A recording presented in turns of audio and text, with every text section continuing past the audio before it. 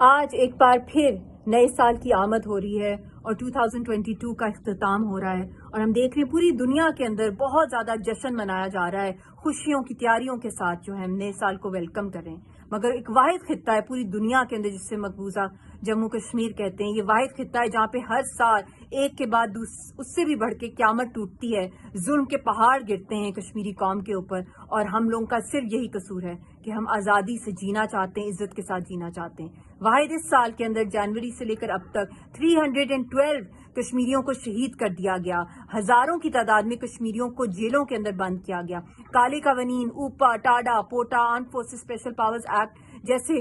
دہشت گردانہ ڈراکونین laws impose کیے گئے، 50 لاکھ سے زائد انڈینز کو وہاں پہ ایک ڈسپیوٹڈ ٹیریٹری کے ڈومسائلز ایشو کیے گئے، وہاں پہ ان کو نہ صرف ڈومسائلز بلکہ ووٹر رائٹ کے ساتھ ساتھ ان کو وہاں پہ الیکٹیبلز کی صورت میں ڈی لمیٹیشن کے پروسیس کے اندر انٹروڈیوس کیا جا رہا ہے۔ وہاں پہ 119 کاسو سرچ آپریشنز ہوئے ہیں، 116 ملٹری آپریشنز، 164 انٹرنیٹ بلاکیڈز کم از کم ہوئے ہیں، جو اکنامک بلاکیڈز وہاں پہ ہوئے ہیں۔ ہماری ساری جو حریت کی قیادت ہے اس کو قتل کرنے کا